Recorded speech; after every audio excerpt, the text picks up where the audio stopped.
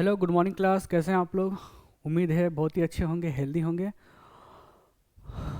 तो जैसा मैं यहाँ पे बता दूँ कि हम लोग यहाँ पे आज की क्लास में करने वाले हैं बिजनेस ऑर्गेनाइजेशन के सारे इंपॉर्टेंट क्वेश्चंस जो क्वेश्चन बैंक मैंने बनाया था।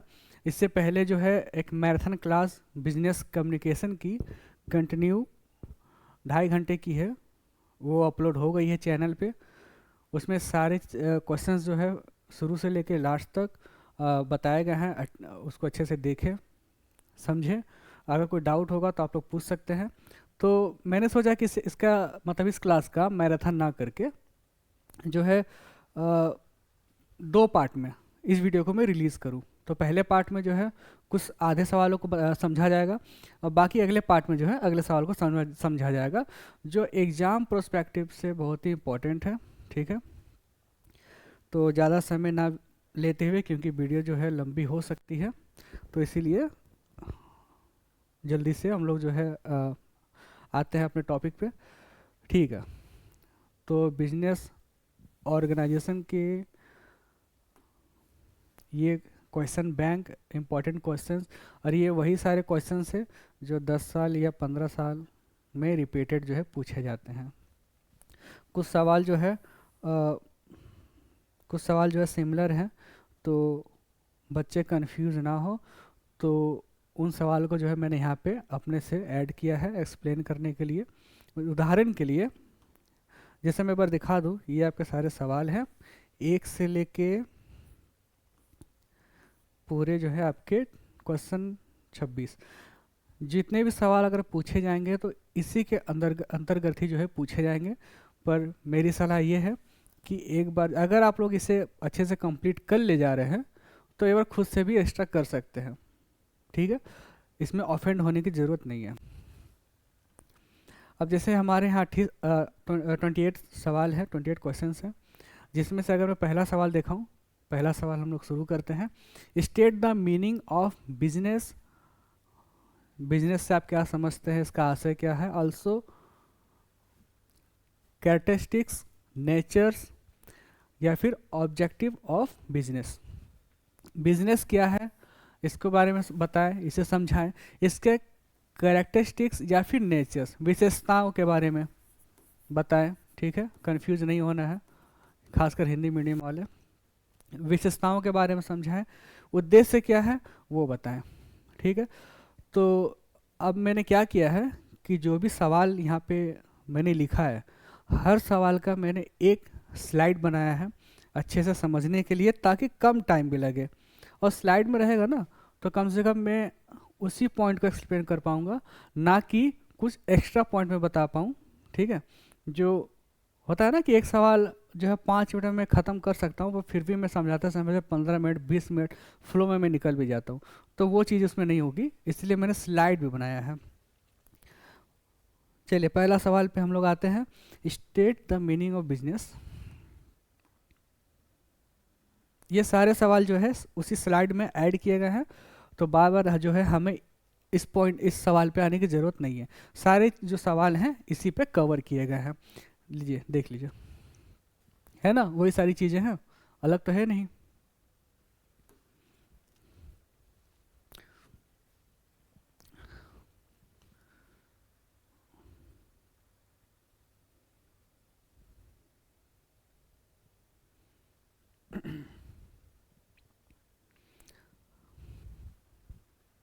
एक मिनट।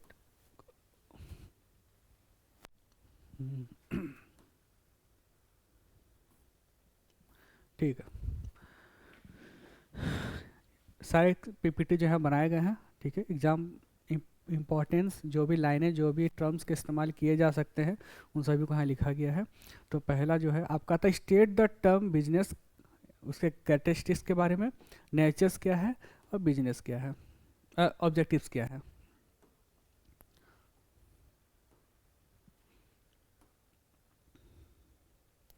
चलिए ठीक है, तो हम समझते हैं कि बिजनेस है क्या। सिंपल भाषा में अगर मैं कहूँ तो बिजनेस मतलब एक वो सारी एक्टिविटी, मैं आपके सामने लिख रहा हूँ, वो सारी activity, all the activity all the activity include from production unit to consumer satisfaction.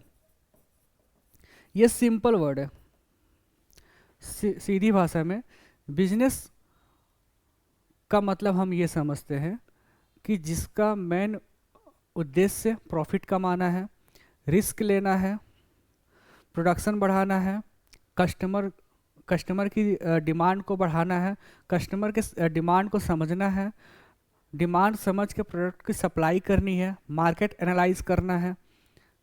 इसके अलावा मैंने यहाँ पे सिंपल लिख दिया कि ऑल द एक्टिविटी, वो सारी क्रियाएं जो प्रोडक्शन यूनिट से शुरू होती है और कस्टमर के मतलब जो प्रोडक्ट बना है, उदाहरण के लिए अगर मैं कहूँ ये पेन, किसी कंपनी ने ये पेन बनाया, ठीक है, प्रोडक्शन यूनिट से इसका रॉ मटेरियल रहा होगा, प्लास्टिक से बनी है, रॉ मटेरियल रहा होगा, वो रॉ मटेरियल कहीं से आया होगा फैक्ट्री पे, फैक्ट्री इसे पिघलाई होगी, इससे एक सांचे में ढाली होगी, बड़े बड़े पाइप्स बने होंगे इसी पेन के, इस पाइप्स को काटे गए होंगे, फिर इसको थोड़ा साफ़ किया गया होगा, अंदर रिफिल डाला गया होगा, ये जो ये है पिन, ठीक है, जिसे आप लिखते हैं, इसको बनाया गया, इसको इसमें सेट किया गया होगा, बॉल डाला गया होगा, इंक डाला गया होगा, फिर इसके ढक्कन को लगाया गया होगा, उसके बाद इसको जांचा गया होगा, परखा गया होगा, चेक किया गया होगा मतलब, उसके बाद इसकी पैकेजिंग की गई होगी, फिर ये जो है कहाँ गया होगा, ये फिर बड़े बड़े गत्तों में पैक करके ट्रांसपोर्ट किए गए होंगे, एक मतलब एक स्टोर हाउस में या वेयर हाउस में, वहाँ से रिटेलर के पास गए होंगे, रिटेलर कौन, जो सामान को बेचता है, कस्टमर तक पहुँचाने में मदद करता है, फिर रिटेलर से कस्टमर तक वो सामान, ये पेन गया होगा, कस्टमर ने इसे इस्तेमाल किया होगा, इस्तेमाल होने के बाद कस्टमर से सेटिस्फाई होगा कि हाँ ये इस पेन की ज़रूरत उसे पड़ी, उसकी ज़रूरत को पूरा किया गया, अब वो संतुष्ट है, जितने रुपए में, अगर 5 रुपये का ये पेन उसने खरीदा, वो संतुष्ट है कि 5 रुपये का पेन मैंने खरीदा और इसका इस्तेमाल सही से हो रहा है, वो खुश है, हैप्पी है। ये सारी एक्टिविटी जो हुई हैं बिजनेस में आते हैं, चाहे वो ट्रांसपोर्ट भी हो, इसमें इंक्लूड हम लोग कह सकते हैं, ट्रांसपोर्ट इंक्लूड है, वेयर हाउस इंक्लूड है, इंश्योरेंस, बैंकिंग, ये सारी चीज़ें इंक्लूड रहती है। मैं यहाँ पे लिख दे रहा हूँ फिर से, क्या क्या मैंने कहा था, ट्रांसपोर्ट इंक्लूड होता है, इंश्योरेंस और बैंकिंग और वेयर हाउस या स्टोर हाउस कह सकते हैं, जहाँ पे रखा जाता है, स्टोरेज या स्टोर हाउस जो कह लीजिए, वेयर हाउस भी कह सकते हैं, वेयर हाउस। ये सारी एक्टिविटी हो गई। इसके अलावा जैसे मैंने कहा कि किसी भी मेन ऑब्जेक्टिव क्या है बिजनेस का, प्रॉफिट कमाना। चलिए पॉइंट टू पॉइंट समझते हैं। Purchase and sale of goods and services, यहाँ स्पेलिंग गलत है थोड़ी सी, sale, purchase and sale of goods and services. Goods and services, किसी भी वस्तु या सेवाओं का खरीदना या बेचना ही ये पहला बिजनेस का जो है एक एक्टिविटी होती है। परचेस मतलब खरीदना, सेल मतलब बेचना, सबको पता ही होगा। Goods and services, it is the sum of total all the activity which are start right from the production of goods and services to consumer। जैसे मैंने अभी समझाया जिस पॉइंट को, वही पॉइंट है, वो सारी एक्टिविटी जो प्रोडक्शन से चालू होती है और ख़त्म कहाँ होती है, कस्टमर के सेटिस्फैक्शन तक, जब वो कस्टमर उस चीज़ को कंज्यूम कर लेता है और सेटिस्फाई, कंज्यूम का फिर सेटिस्फाई होता है, लास्ट ऑप्शन इज सेटिस्फाई। अगर वो होता है तो हम कहें कि बिजनेस की जो एक्टिविटी है पूरी हुई है। कुछ चीज़ें इसमें अपवाद भी है, उसके बारे में हम लोग बाद में बात करेंगे। उसके बाद क्या है, it's include transport and communication, insurance, storage and banking. It's include transport and communication, comma, insurance, storage and banking. ये सारी चीज़ें जो है आपकी एक्टिविटी में शामिल होती हैं। इसी में जो है सारी चीज़ें आपकी शामिल होती है। एक चीज़ मैं यहाँ बता दूँ, थोड़ा सा 5 मिनट का लेक्चर में बढ़ा दे रहा हूँ। गुड्स एंड सर्विसेज हो सकता है क्या, हो भी सकता है कि, और होगा ज़रूर, कि डेफिनेशन पूछ ली जाए या फिर डिफरेंस पूछ लिया जाए गुड्स एंड सर्विस के बारे में। गुड्स क्या है, सर्विस क्या है। तो गुड्स वस्तु, सर्विस सेवाएं।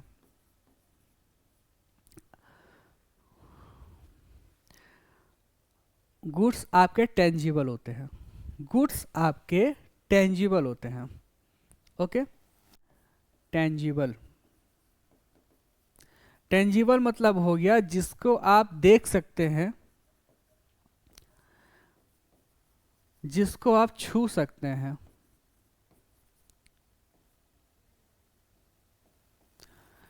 जिस चीज को आप देख सकते हैं, छू सकते हैं, ये आपके टेंजिबल होते हैं। गुड्स क्या है, टेंजिबल है। सर्विस क्या है, इनटेंजिबल है। सर्विस आपका इनटेंजिबल है, इनटेंजिबल, जिसको ना तो आप देख सकते हैं, can't be seen, can't be touch, और ना ही छू सकते हैं। वो आपकी सर्विस हो गई, सेवाएं हो गई। उदाहरण के लिए अगर मैं बात करूं, अगर आप किसी रेस्टोरेंट पे जा रहे हैं, ठीक है, एक तो चाय आपने पी है किसी ठेले के पास, टपरी में, ठीक है, रेडी पे अगर आप चाय पी रहे हैं, उसने आपके चाय के जो है 5 रुपये या 10 रुपये जो है चार्ज कर लिए।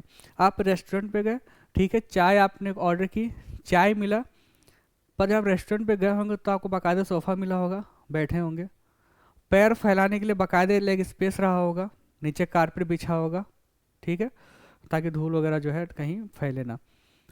जैसे आप बैठे होंगे, वेटर जो होगा वो आके आपके सामने गिलास पानी रखा होगा, चाय पीने के बाद नहीं आप पानी पीजिए, आपको वो सर्विस दे रहा है। एसी सर कम कर दिया, बढ़ा दें, पूछ रहा आपसे, आपके हिसाब से, आपके अकॉर्डिंग, आपके एनवायरनमेंट को वो सेट कर रहा है, ठीक है, सर्विस दे रहा है वो उन सारी चीज़ों को आप देख नहीं सकते, छू नहीं सकते, पर हाँ उसकी एक्टिविटी को आप फील जरूर कर सकते हैं। उस वे में आप उसे फील कर सकते हैं, सर्विस को जो है आप फील कर सकते हैं। तो अब जब आपके पास बिल आएगा चाय का, वो आपका 10-20 रुपये नहीं आएगा, वो आपका आएगा 900 रुपये, 800 रुपये, ठीक है। 5 स्टार की बात कर रहा हूँ, ताज होटल मुंबई में अगर आप चाय पियेंगे तो 900 रुपये का बिल आएगा। अब 800-900 रुपये आपको किस चीज़ का लिया गया है, 800-900 रुपये आपका लिया गया है सर्विस, जो आपको दी गई है सर्विस, जो सर्विस दी गई है, सामान तो बेचा ही गया है, गुड्स, सर्विस भी जो बेची गई है उसका भी वो चार्ज है उसमें। चलिए आगे चलते हैं, वरना समय ऐसे ही बीतते जाएगा। मैंने इसीलिए लिख के रखा है कि इससे ज़्यादा मुझे बताना नहीं है, सवाल बहुत से हैं, वो सारी चीज़ें वहाँ निकलती रहेंगी, ऐसी कोई बात नहीं है। अच्छा कि यहाँ डेफिनेशन है, वेरी इंपॉर्टेंट, ये आपकी यहाँ डेफिनेशन दिया गया है, डेफिनेशन, और मैं बता दूं फिर से कि डेफिनेशन को आप चेंज नहीं कर सकते। मीनिंग आप अपने हिसाब से लिख लीजिए, मीनिंग को आप पेपर के हिसाब से लिखिए, मीनिंग को आप नोट्स के हिसाब से लिखिए, मीनिंग को आप इलेक्ट्रॉनिक वर्क या इलेक्ट्रॉनिक नोट्स के सहारे लिख लीजिए।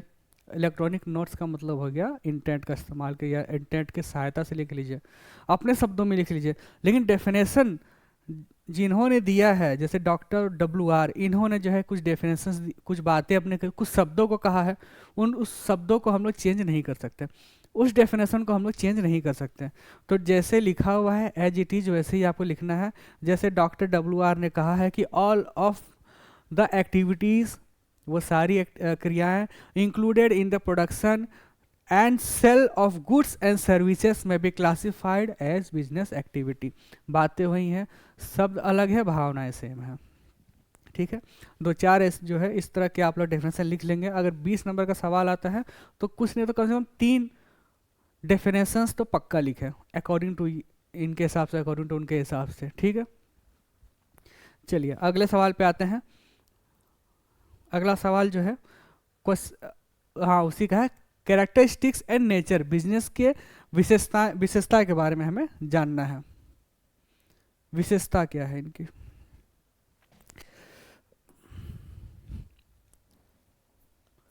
विशेषताएं,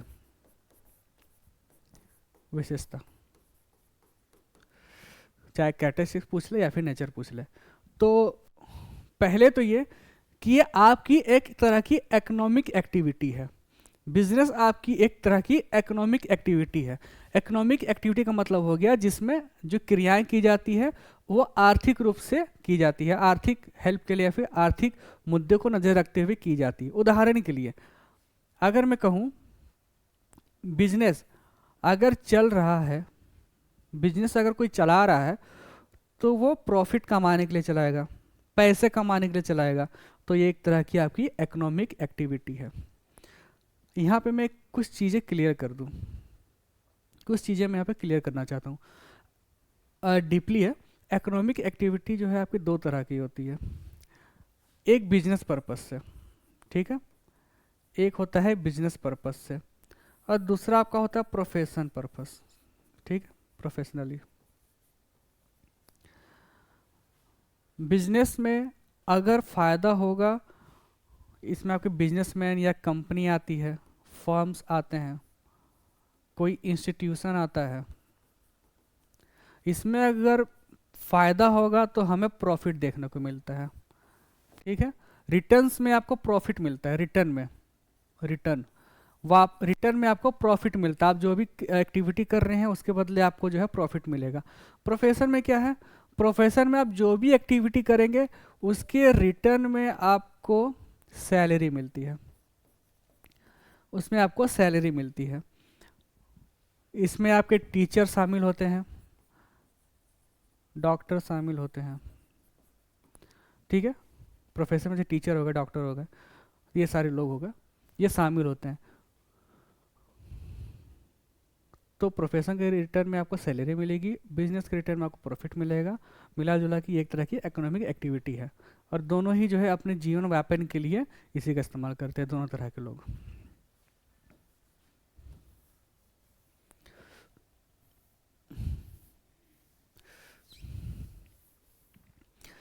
उसके बाद है रेगुलेटरी इन डेली। बिजनेस का मतलब ये नहीं कि हमने किसी चीज़ का बिजनेस खोला, ठीक है, कोई दुकान खोल दिया, छोड़ दिया, अपना हो रहा है। एक कंपनी खोल दी कि आप बोतल बनाएंगे, चलिए बोतल छोड़िए, ये पेन बनाएंगे, मैं पेन का एग्जांपल लेके चल रहा हूँ। मैंने कंपनी खोल दी, लोगों को सेट कर दिया, ठीक है, मैनेजर को सेट कर दिया, सारे एम्प्लॉय को फिल कर दिया, स्टाफिंग कर दी, ठीक है, और मैंने कह दिया कि बस आप पेन बनाओ, और मैं बैठ के अपना आराम से घर पे जो है केवल जो है खाना एंजॉय करूँगा, घूमूंगा, फैमिली टाइम स्पेंड करूँगा, ऐसा नहीं है। बिजनेस का मतलब आपको रेगुलर यानी कि डे टू डे वर्क, जिसको हम लोग कहते हैं, डे टू डे वर्क को मैनेज करना पड़ता है, डे टू डे वर्क को जो है मैनेज करना पड़ता है। कभी कभी टेक्नोलॉजी ना, कभी कभी टेक्नोलॉजी हम इंसानों से परे हो जाती है, इंसान गायब होती है, यहाँ पे शब्द गायब हो जा रहे हैं, ठीक है। तो रेगुलरिटी होनी जरूरी है, डे टू डे एक्सपेंस, क्योंकि डेली का खर्चा भी तो होगा। डेली लाइट जल रहा है, कंपनी में अगर फैक्ट्री में काम हो रही है, फैक्ट्री तो लाइट का इस्तेमाल होगा। डेली जो है अगर लंच दिया जा रहा है तो उसमें उसके पैसे लग रहे होंगे। अगर कोई डॉक्यूमेंट प्रिंट कर रहा है, रिपोर्ट निकालना है, तो उसका भी तो पैसा लग रहा होगा, प्रिंट लग रहा होगा। तो डे टू डे एक्टिविटी है, खर्चे को कैसे मैनेज करना चाहिए, पैसे कहाँ से, जो प्रोडक्ट है, जैसे फैक्ट्री खुल गई है, प्लास्टिक रॉ मटेरियल को लाया जा रहा है, इंक को लाया जा रहा है, तो कहाँ से लाना है, एक जगह से लेके आ रहा है, ऐसा तो नहीं कि लाइफ टाइम वही दे, हमें और भी रिसर्च करनी पड़ेगी ना कि और दूसरी जगह से क्या रेट पड़ रहा है, दूसरी जगह से क्या रेट पड़ रहा है। तो ये एक तरह की डे टू डे एक्टिविटी है, ठीक है।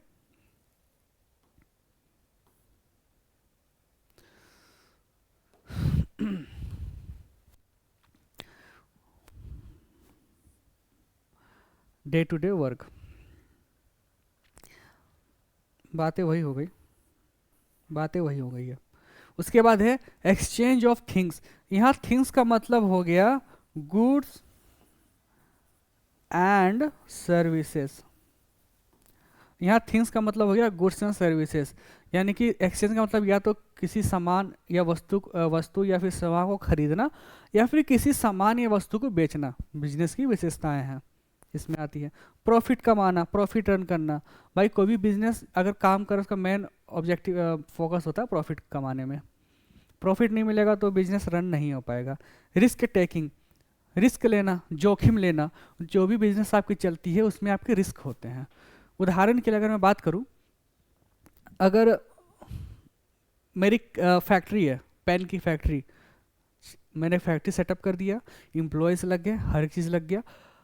अब देखिए क्या होता है। अब रिस्क इसमें जो है दो तरह के होते हैं। रिस्क जो है आपके दो तरह के होते हैं, एक होता है इंटरनल, एक होता है एक्सटर्नल। रिस्क आपके दो तरह के होते हैं, एक होता है इंटरनल, दूसरा आपका होता है एक्सटर्नल। इंटरनल और एक्सटर्नल। इंटरनल का मतलब कि फैक्ट्री के अंदर, जो मैंने कहा ना एग्जांपल दिया पेन फैक्ट्री, उसके अंदर अगर किसी तरह की दिक्कतें आ गई। अब दिक्कतें क्या हो सकती है मैं बता रहा हूँ। या तो जो मशीनें चल रही है कोई मशीन फेल हो जाए, ठीक है, कोई मशीन फेल हो जाए, काम ही करना बंद कर दे। जो वर्कर्स काम कर रहे हैं, जो एम्प्लॉय है वो छुट्टी पर चला जाए, ठीक है, या फिर धारणा प्रदर्शन कर दे, ये भी तो हो सकता है। लैक ऑफ एम्प्लॉयज,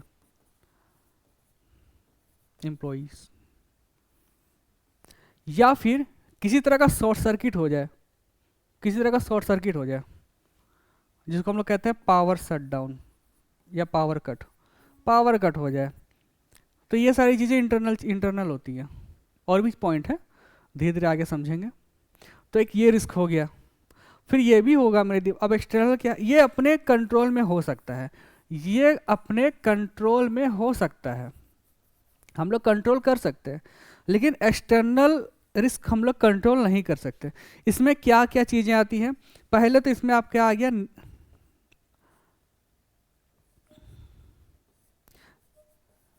डिजास्टर,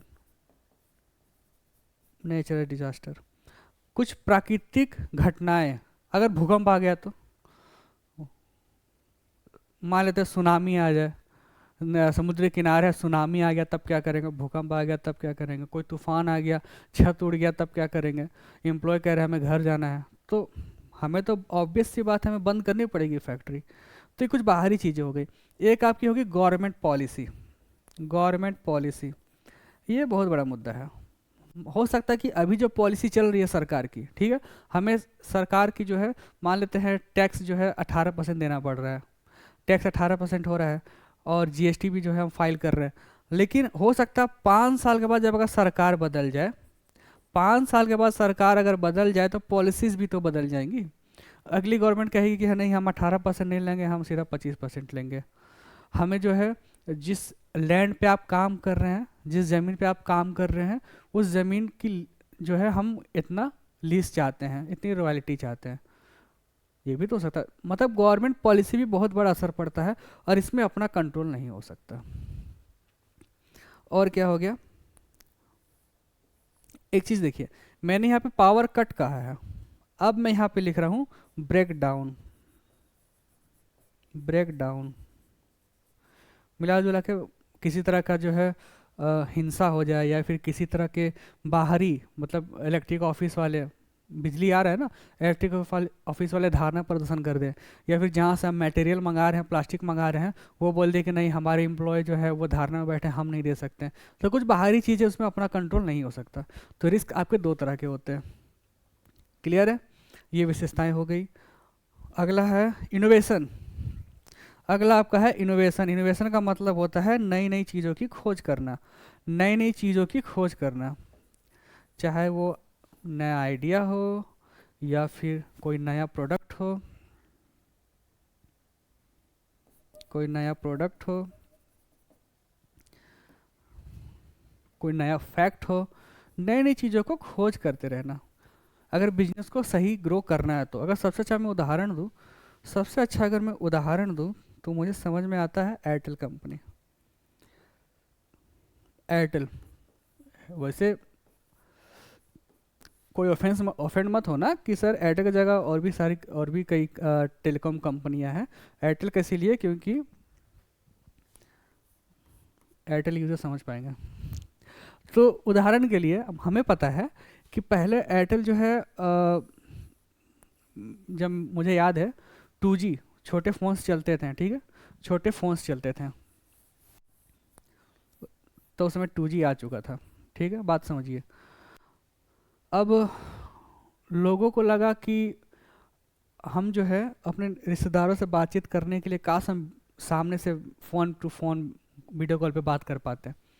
मैंने एक और एग्जांपल यहाँ ले रहा हूँ, सैमसंग या फिर जो भी कंपनियाँ फ़ोन बनाती है, ठीक है, कोई भी फ़ोन कंपनी, ठीक है, कस्टमर ने सोचा कि काश हम सामने देख पाते, सामने बात कर पाते, या फिर कंपनी वाले सोच रहे होंगे कि अगर हम ऐसे प्रोडक्ट बनाएं, एक ऐसा इनोवेशन लेके आए कि लोग जो है एक दूसरे से देख के बात कर पाए।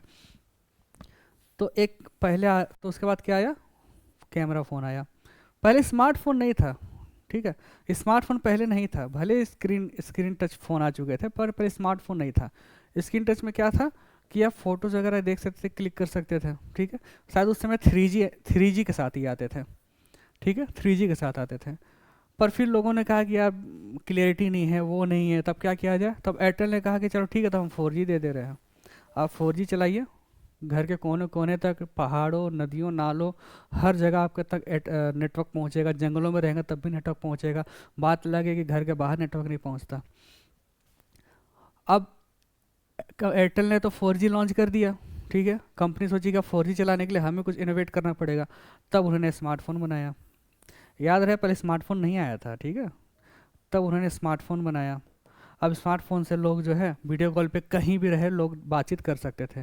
फिर लोगों का टेस्ट बदला, उन्होंने कहा कि वीडियो फंस रहे, क्लियर नहीं आ रही है आवाज़, तब इन्होंने 5G का इस्तेमाल कर दिया। हमें स्पीड, तेज़ रफ्तार चाहिए, कस्टमर का माना है रफ्तार चाहिए, कंपनी चाहती है हमें स्पीड चाहिए, गवर्नमेंट चाहती है हमें स्पीड चाहिए प्रोडक्शन के लिए, कंपनी ने 5G लॉन्च कर दिया। अब आप 5G इस्तेमाल कर रहे हैं 5G फ़ोन पे, इनोवेशन होते जा रहे हैं। तो किसी भी बिजनेस को अगर लगातार रन करना है तो इनोवेशन होना बहुत ही ज़रूरी है। जब 6G आएगा तो 5G फ़ोन पे शायद 6G एनेबल ना हो। चलिए उसके बाद आगे देखते हैं। उसके बाद है सोसाइटी डेवलपमेंट, समाज के विकास के लिए। इसके लिए बेस्ट एग्जांपल तो आपका टाटा है, बेस्ट एग्जांपल आपका टाटा है। क्यों है? क्योंकि हमें पता है कि टाटा की स्टील कंपनी है, ठीक है, इसके अलावा भी समाज में अपना वो बहुत ही अहम भूमिका निभाती है। जैसे कि आपको, जैसे मुझे याद है कि पहले टाटा जो है पब्लिक ट्रांसपोर्ट के लिए पब्लिक ट्रांसपोर्ट करवाती थी अपने बसेस से, खुद की बस बनाती थी टाटा, और बस स्टैंड से एक जगह से दूसरी जगह तक जो है पब्लिक लोगों को पहुंचाती थी। गवर्नमेंट का कोई हाथ नहीं था इसमें। फिर टाटा जो है प्रोडक्ट बनाने लग गई, टाटा जो है प्रोडक्ट बनाने लग गई, चाहे वो प्रोडक्ट टाटा टी प्रीमियम हो, ठीक है, टाटा नमक हो, टाटा चावल, बासमती चावल, जो भी हो, टाटा जो है प्रोडक्ट बनाने लग गई समाज के लिए। फिर हमें पता है कि टाटा ने जो है हॉस्पिटल्स भी बनाए हैं, टाटा ने हॉस्पिटल्स भी बनाए हैं, और ये वो हॉस्पिटल्स है जहाँ पे बहुत ही सस्ते में लोग अपना इलाज करा सकते हैं। गवर्नमेंट दवाइयाँ अलग हो गई, ठीक है, गवर्नमेंट हॉस्पिटल्स में जो दवाइयाँ मिलती है वो अलग हो गई, लेकिन टाटा जो हॉस्पिटल्स चला रही है, ये अच्छी दवाएं कम दाम में लोगों तक उपलब्ध करा रही है। शायद टाटा हॉस्पिटल शायद कैंसर पेशेंट के लिए भी जो है इस्टेब्लिश हुई है, मेरे ख्याल से बहुत पहले की बात है, कोई ऑफेंड मत होना इस चीज़ को लेके। तो जो भी बिजनेस चला रहा है, जो भी कंपनी बिजनेस चला रही है, उसका एक दायित्व तो होता है कि वो सोसाइटी डेवलपमेंट के लिए कुछ काम करे, ठीक है। जो भी कंपनी हो, मान लेते ABC कंपनी, कोई कंपनी चल रही है जिस सोसाइटी में है, ठीक है, अगर मान लेते गांव में अगर अपना प्रोडक्ट लॉन्च कर रही है, गांव वाले आधे पढ़े लिखे नहीं होते, तो क्या करे, कोई तेल है, ठीक है, तेल का कोई बोतल है, तेल बेच रही है, अगर आदमी नहीं पढ़ पा रहा है कि गणेश तेल, पढ़े लिखे लोग पढ़ लिए गणेश तेल, अभी आप लोग ऑफेंड हो जाएंगे, हाथी तेल, ठीक है, हाथी तेल, पढ़े लिखे ने पढ़ लिया, लेकिन जो पढ़े लिखे नहीं वो क्या मांगेंगे, तब कंपनी क्या करेगी, जो बोतल होगी ना उस पर जो है फोटो बना देगी, चित्र बना देगी। अब जो लोग पढ़े लिखे नहीं वो लोग कहेंगे हाँ ये मुझे ये हाथी वाला तेल चाहिए सोसाइटी डेवलपमेंट में, ठीक है। और क्या करेगी, सड़क नहीं तो सड़क बनवा दे दुकानों तक आने के लिए, मार्केट तक एक लिंक ऐड कर दे ताकि पब्लिक जो है आराम से यहाँ वहाँ जा सके, हमारे प्रोडक्ट को देख सके। ये सारी चीज़ें जो है आपके सोसाइटी डेवलपमेंट में शामिल होती है। यानी कि अगर खुद का विकास करना है तो हमारा दायित्व है कि हम समाज का भी विकास करें। दोनों एक दूसरे पर आश्रित होते हैं। समाज विकसित होंगे तभी आपका प्रोडक्ट या बिजनेस चल पाएगा, और बिजनेस चलाने के लिए तो एक सोसाइटी की जरूरत पड़ेगी ही। चलिए आगे चलते हैं। ऑब्जेक्टिव ऑफ बिजनेस, बिजनेस के उद्देश्य क्या क्या है। बहुत संभल के पढ़ा रहा हूँ मैं यहाँ पे, कहीं मैं भटक ना जाऊँ। तो पहला पॉइंट है द बिजनेस ऑलवेज है मल्टीपल ऑब्जेक्टिव्स। बिजनेस के कई सारे उद्देश्य होते हैं, केवल प्रॉफिट कमाना ही अकेला उद्देश्य नहीं होता। They can not follow only one objective, बातें वही है। द बिजनेस ऑब्जेक्टिव में क्लासिफाइड ब्रॉडली इन 3 S follow. Business activity mainly जो है आपके 3 कैटेगरी बनाए गए हैं, कैटेगरी में शामिल किए गए हैं। पहला क्या है, इकोनॉमिक एक्टिविटी। बिजनेस क्या है, एक तरह की आपकी आर्थिक उद्देश्य को पूरा करती है। किस तरह से, basic purpose of every organisation.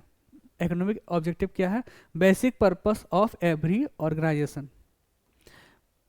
किसी भी संस्था, जो भी संस्था चल रही है, जो भी संस्था चल रही है, उसका बेसिक पर्पस होता है कि पैसे मतलब प्रॉफिट कमाना, अर्निंग प्रॉफिट। तो आपका इकोनॉमिक ऑब्जेक्टिव हो गया। प्रॉफिट इज देखिए वही पॉइंट आ गया फिर से, प्रॉफिट इज एसेंशियल, बहुत ही ज़रूरत है। क्यों ज़रूरत है प्रॉफिट, आखिर बिजनेस प्रॉफिट कमाना चाहती है, क्यों कमाना चाहती है। बिजनेस प्रॉफिट इसीलिए कमाना चाहती है कि वो उस प्रॉफिट से, जो वो प्रॉफिट कमाई है उससे वो सर्वाइव कर सकता है, यानी कि लंबे समय तक उसको चलाया जाता है, उससे अपने बिजनेस को ग्रोथ करेगा। उस जो कंपनी, फैक्ट्री, फर्म, इंस्टीट्यूट है वो अपने आप को ग्रोथ करेगी, इनोवेशंस लाएगी, डेवलपमेंट लेके आएगी। और क्या करेंगे, एक्सपेंशन, मतलब कि अपने एरिया को जो है वो बड़ा करेगी।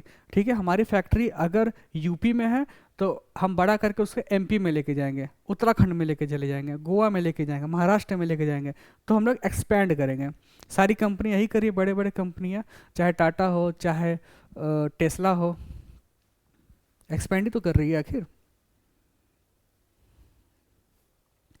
उसके बाद है, ये पहला आपका ऑब्जेक्टिव हो गया, क्लासिफाइड इकोनॉमिक एक्टिविटी। दूसरा आपका आता है सोशल ऑब्जेक्टिव। सोशल ऑब्जेक्टिव से सीधी हमें समझ में आता है कि क्वालिटी प्रोडक्ट हमें देना है।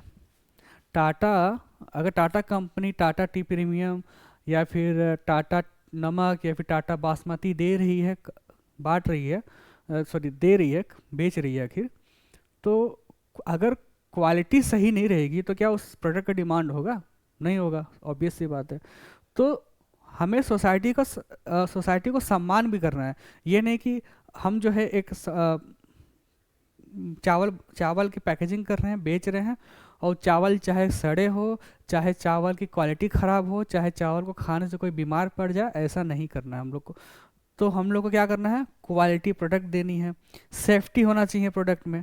अगर मैं कहूँ कि एसी है, ठीक है, एसी लगा हुआ है, अगर मैं कहूँ कि हमारी कंपनी की एसी जो है आप ले जाइए केवल 10,000 में, बाकी कंपनी आपको 20,000 देती है, 25,000 देती है, हम आपको 10,000 में जो है एसी दे रहे हैं, घर पे ले जाइए चलाइए।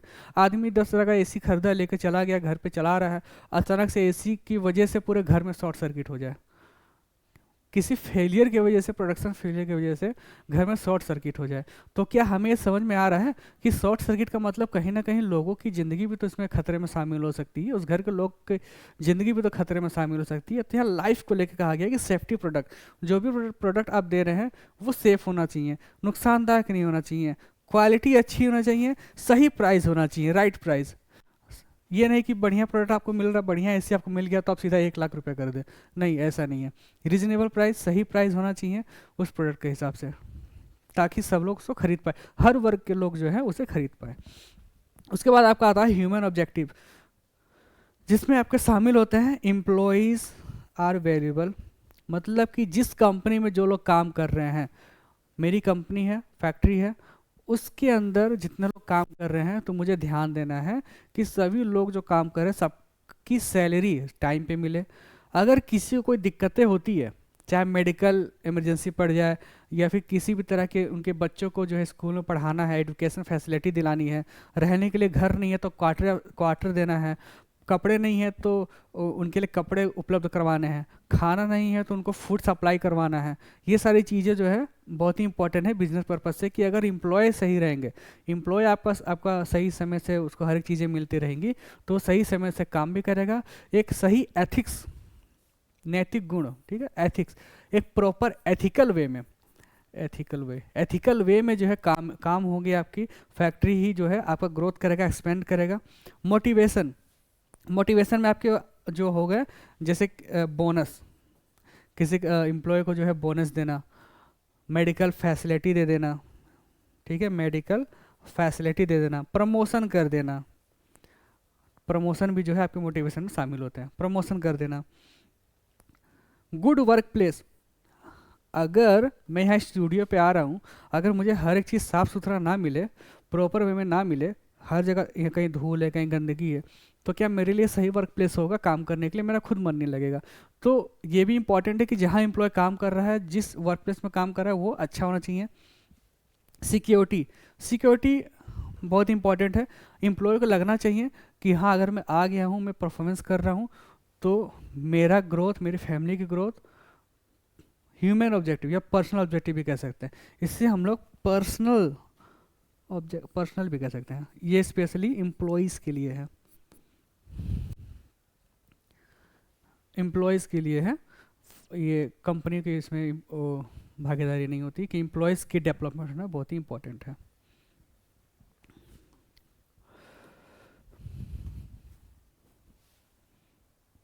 आगे चलते हैं नेक्स्ट, ठीक है, ये शायद अगला सवाल है, रुक जाइए।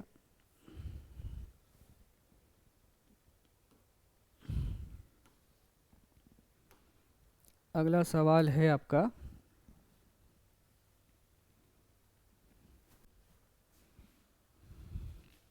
एक्चुअली क्या है ना कि सब कुछ लाइन के हिसाब से ही है।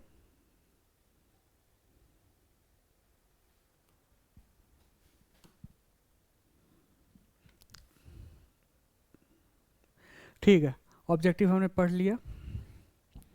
अब आगे चलते हैं कॉमर्स और ट्रेड के डिफरेंस को लेकर।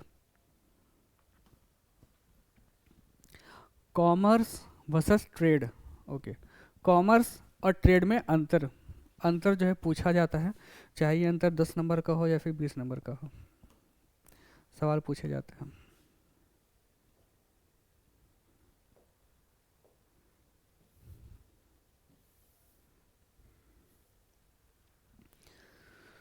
ठीक है, देखिए पहले डिफरेंस समझ लीजिएगा, कॉमर्स क्या है, ट्रेड क्या है। पॉइंट को देखते हुए चलते हैं, बहुत ही छोटा पॉइंट मैंने यहाँ पे बनाया है। उत्पाद को निर्माता से ग्राहक तक पहुंचाने की पूरी प्रक्रिया। कोई कंपनी है, ठीक है, फिर से मैं पेन कंपनी है, ठीक है, पेन कंपनी, पेन कंपनी, मैंने जो है रॉ मटेरियल जो प्लास्टिक है वो कहीं से मैंने मंगाया, ट्रक से, ठीक है, ट्रक से मंगा, ये मेरी फैक्ट्री है, ये मेरी फैक्ट्री है, ये फैक्ट्री है, ठीक है, जहाँ प्रोडक्ट को प्रोड्यूस किया जाता है। रॉ मटेरियल मैंने मंगाया ट्रक से, ठीक है, ट्रांसपोर्ट हुआ।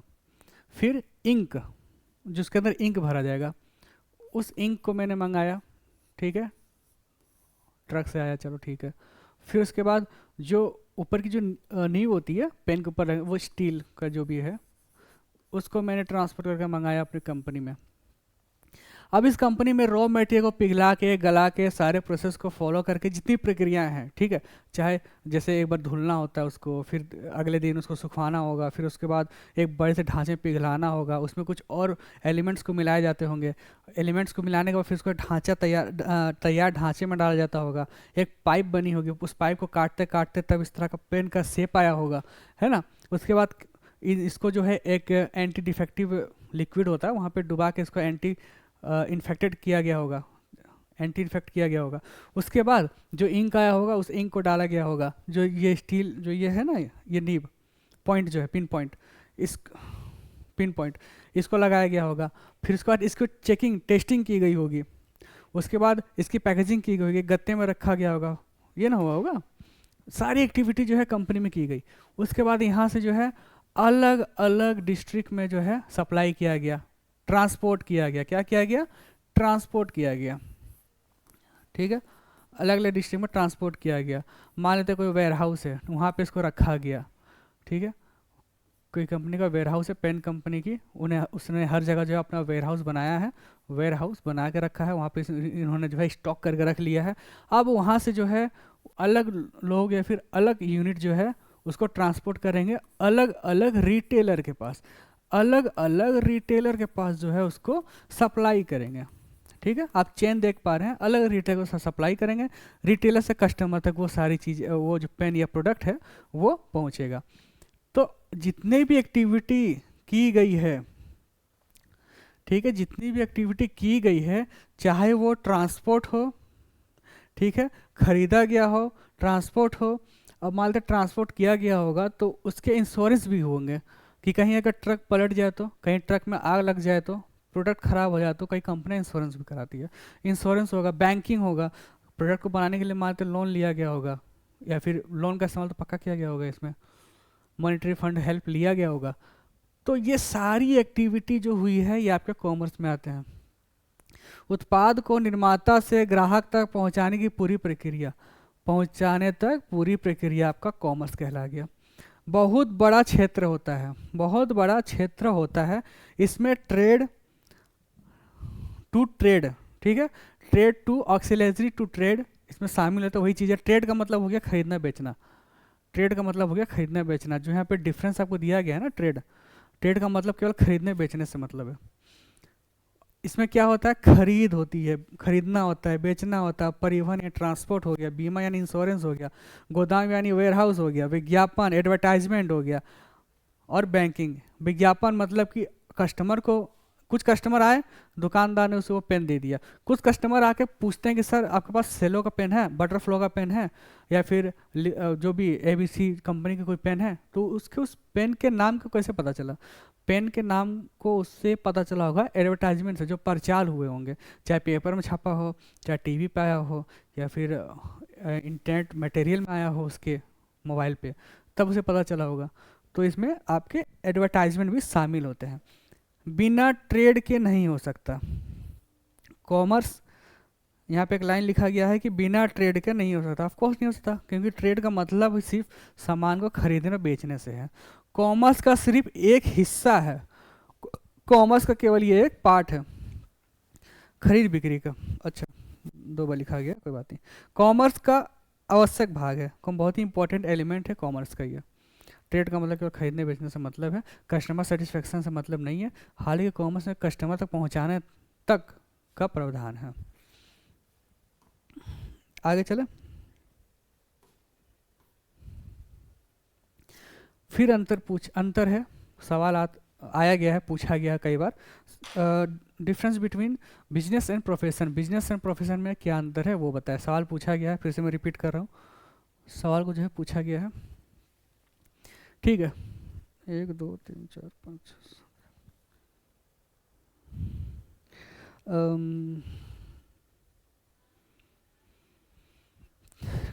कैपिटल, एक मिनट जरा, अच्छा ठीक, मैं देख रहा था ना कि क्या एक दूसरे पे अपोजिट लिखा गया या फिर क्या लिखा गया, हालांकि बनाया मेरे द्वारा गया है। ठीक है, commerce with self decision, business के मैं पहले बात करता हूँ, मैं बिजनेस की बात करता हूँ। कमेंस विथ सेल्फ, कमेंस मतलब होता है शुरुआत, ठीक है, शुरुआत। बिजनेस को शुरू करने के लिए, अगर मैं बिजनेस करना चाहता हूँ तो मैंने एक फैसला ले लिया कि मुझे जो है एक मेडिकल स्टोर खोल देना चाहिए, मुझे जो है एक पेन की कंपनी खोल देनी चाहिए, मुझे जो है एक मसाले की कंपनी खोल देनी चाहिए, या फिर एक वेयर हाउस खोल देना चाहिए। मतलब खुद का डिसीजन होता है, ठीक है, बहुत ही सिंपल वे में, ज़्यादा तामझाम है नहीं, डिफरेंस बताना है। कैपिटल रिक्वायरमेंट, अगर मैंने सोचा है कि मुझे पेन की कंपनी खोलनी है तो मुझे कैपिटल यानी पूंजी की ज़रूरत पड़ेगी, पूंजी की ज़रूरत पड़ेगी। उस पूंजी का मैं क्या करूँगा, या तो कहीं मैं ज़मीन जो है लैंड रेंट पे लूँगा, है ना, फिर उसके उस पे लगाने के लिए जो मशीन्स होंगी वो मैं मंगाऊंगा, फिर मशीन को सेटअप करने के लिए जो भी वर्कर्स होंगे या इंजीनियर्स होंगे उनको मैं बुलाऊंगा, ये ना होगा। तो मुझे कैपिटल की ज़रूरत पड़ेगी। नो मिनिमम क्वालिफिकेशन, इसमें क्वालिफिकेशन या डिग्री की जरूरत नहीं पड़ती, ठीक है, इसमें डिग्री या क्वालिफिकेशन की जरूरत नहीं पड़ती, पेपर पेपर क्वालिफिकेशन की जरूरत इसमें नहीं पड़ती है।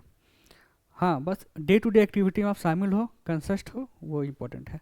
मे बी ट्रांसफर्ड का मतलब है कि अगर मैंने बिजनेस चालू किया, मुझसे अगर नहीं चल रहा है तो मैं लीगली किसी और के पास ये बिजनेस जो है या कंपनी जो है ट्रांसफ़र कर दूंगा, तब वो उसे संभालेगा। या फिर हो सकता है कि एक एज, सर्टेन एज तक जो है मैं काम कर पाऊँ, उसके बाद जो है मैं किसी और को अपना उत्तराधिकारी बना दूँ, तो may be transferable. Major risk, risk बहुत ज़्यादा होता है, जैसे मैं रिस्क कहा इंटरनल एक्सटर्नल रिस्क, अगर गवर्नमेंट पॉलिसी चेंज हो जाए, ठीक है, कोई नेचुरल डिजास्टर हो जाए, एक्सटर्नल हो गए। इंटरनल में क्या हो गया, अगर कोई एम्प्लॉय क्या बोलते हैं संगठन बना के जो है विरोध प्रदर्शन कर दे, या फिर कोई मशीन फेल हो जाए, या फिर किसी तरह का शॉर्ट सर्किट हो जाए, तो ये सारी चीज़ें जो है रिस्क होती है, मेजर रिस्क होते हैं।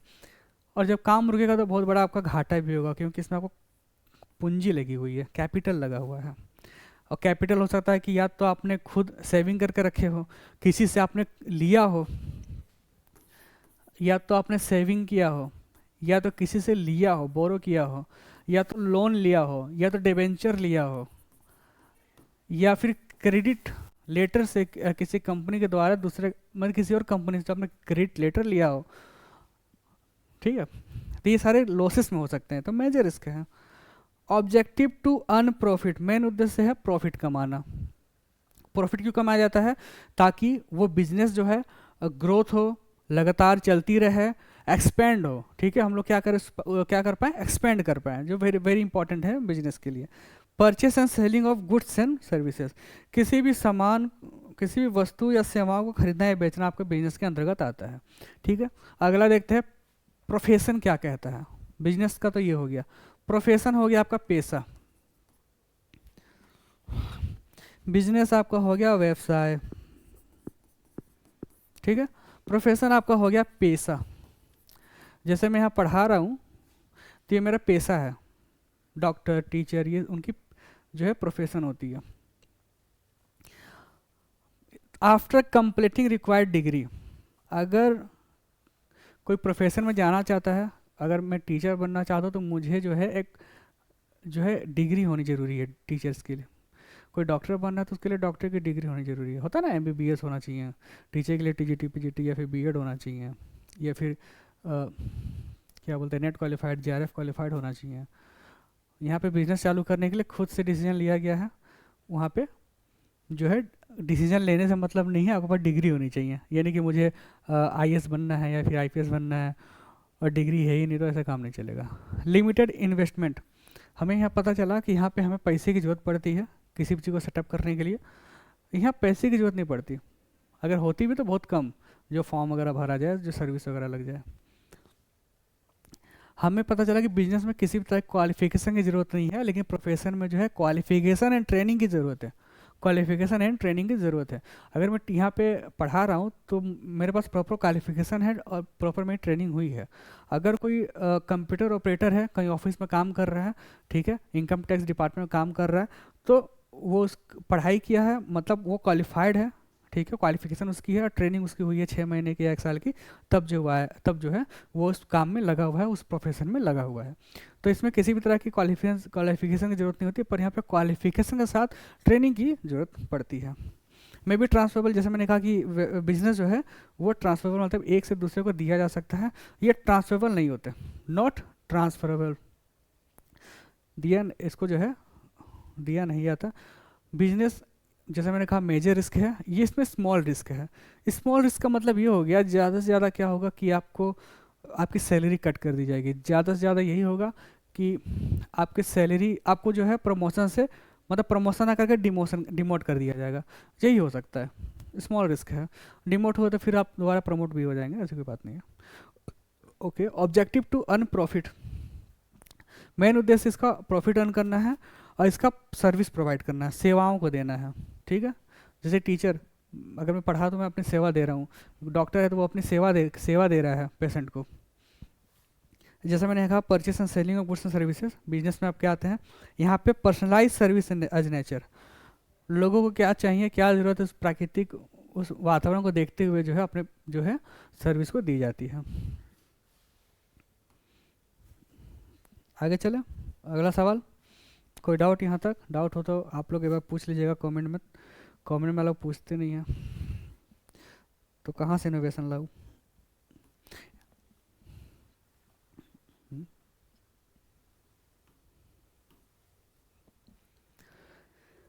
वेरी इंपॉर्टेंट, पिछले मेरे ख्याल से सवाल को जो है 3 साल से पूछा जा रहा है।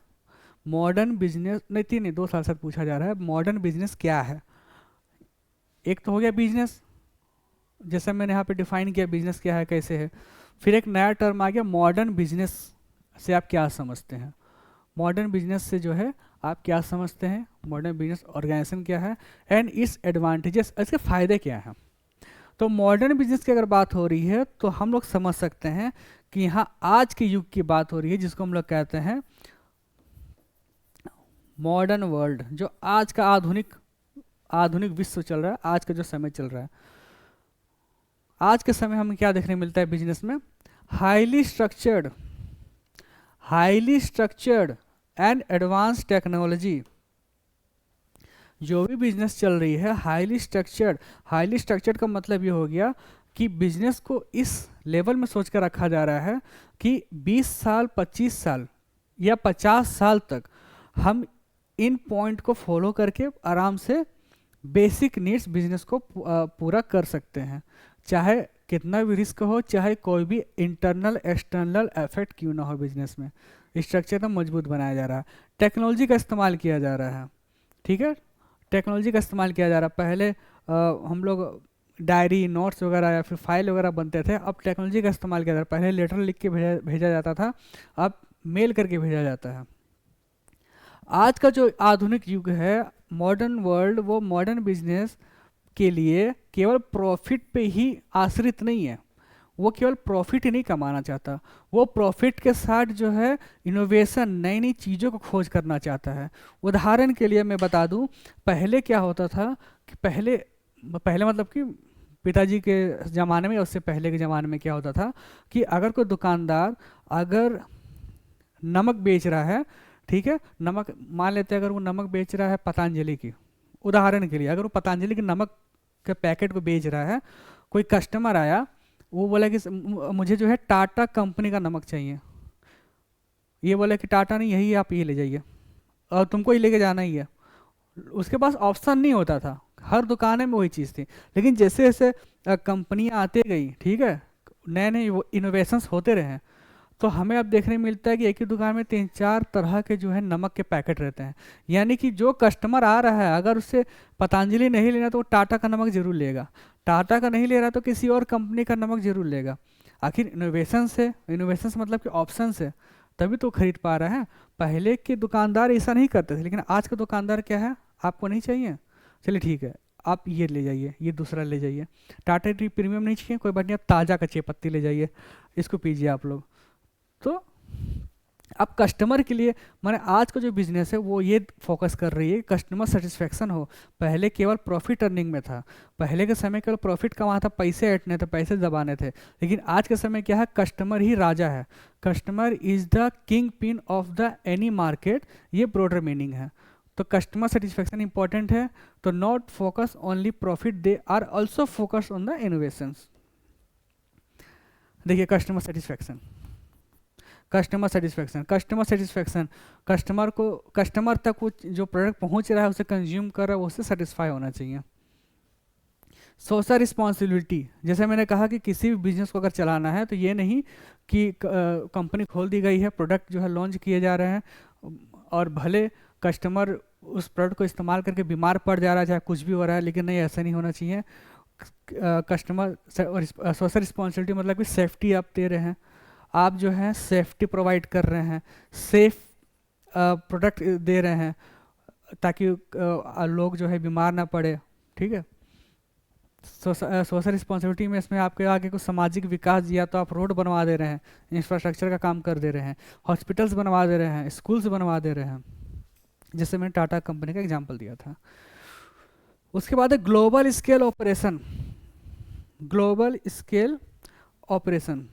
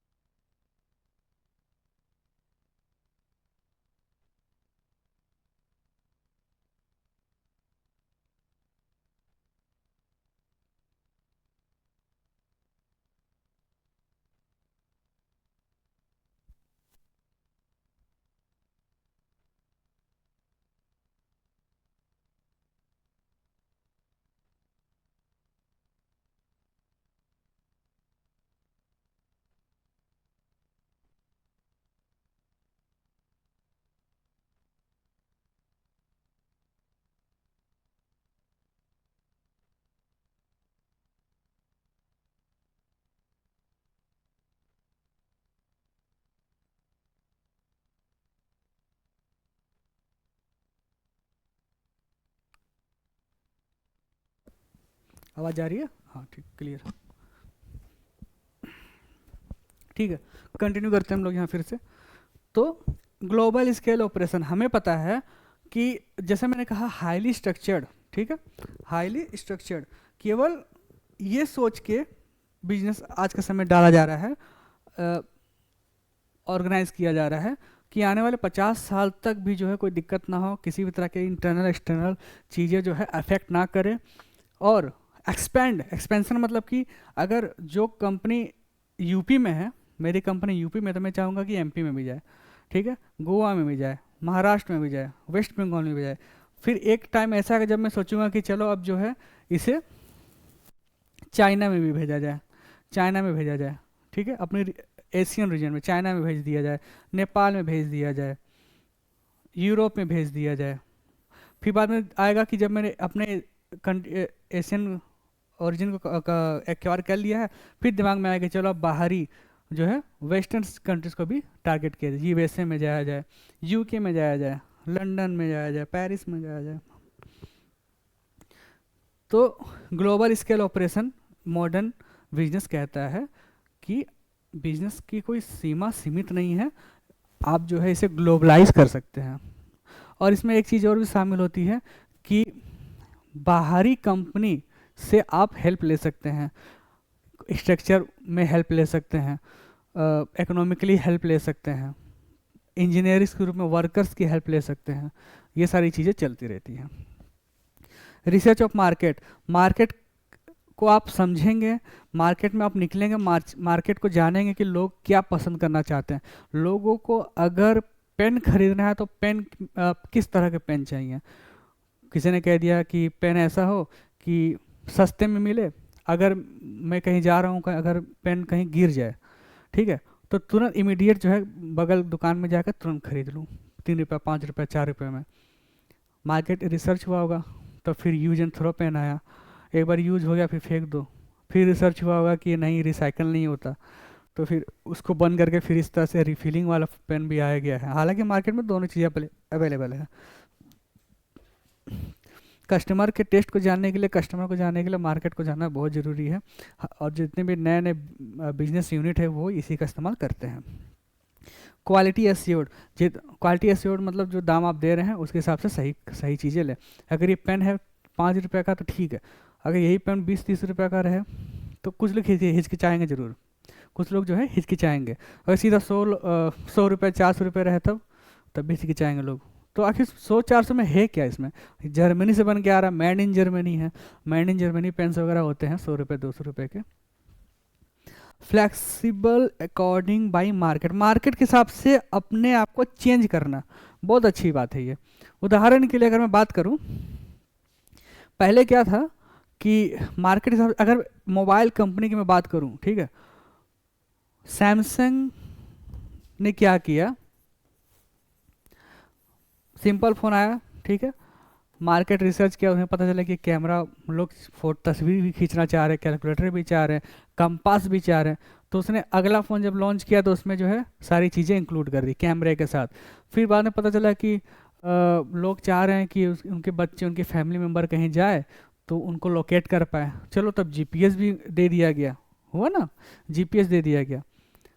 अब फिर कुछ लोगों ने कहा कि फ़ोन जो है थोड़ा सा बड़ा हो जाता, तो उस समय स्क्रीन, मतलब कि टच स्क्रीन का कॉन्सेप्ट नहीं था, तब सैमसंग ने क्या किया, टू साइडेड फ़ोन लॉन्च कर दिया, वो भी फोल्ड होता था, मैं बता दूं वो भी फोल्ड होता था, यहाँ स्क्रीन रहता था, यहाँ बटन्स होते थे, इस तरह से बंद होता था।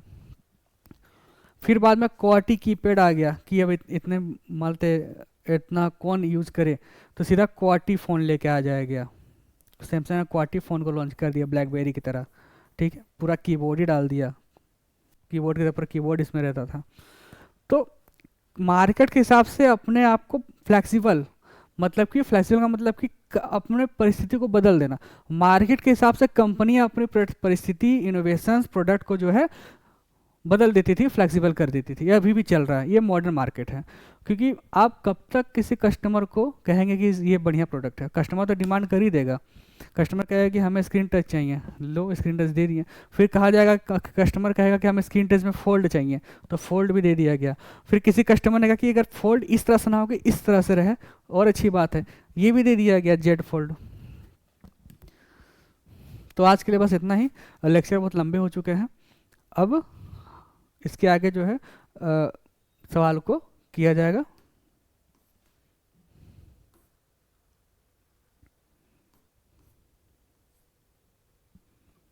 ये आपके कुछ फ़ायदे हैं, एडवांटेज ऑफ मॉडर्न बिजनेस, कुछ फ़ायदे, इकोनॉमिक एक्टिविटी जैसे मैंने एक्सप्लेन किया, बिजनेस एक्टिविटी में ही इकोनॉमिक एक्टिविटी दो तरह के होते हैं, एक बिजनेस और एक आपका पर्सनल।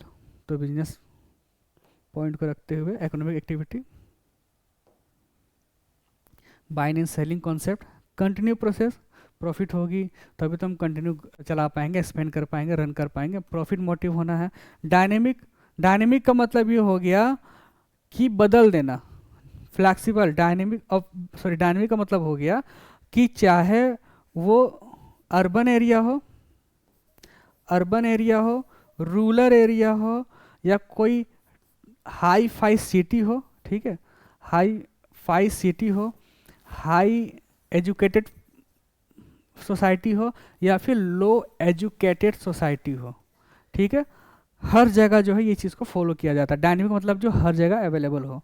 कस्टमर सेटिस्फेक्शन, कस्टमर संतुष्ट होने चाहिए, कस्टमर जो है सेटिस्फाई होना चाहिए उस प्रोडक्ट से, मेन मोटिव आज का यही है, क्यों, क्योंकि customer is the king ping of the any market. Clear. Next class से हम यहाँ से चालू करेंगे सक्सेसफुल हो बिजनेसमैन। आज के लिए इतना ही, उम्मीद है आप लोग को अच्छा लगा होगा, ज़्यादा बोर नहीं हुए होंगे। Thank you.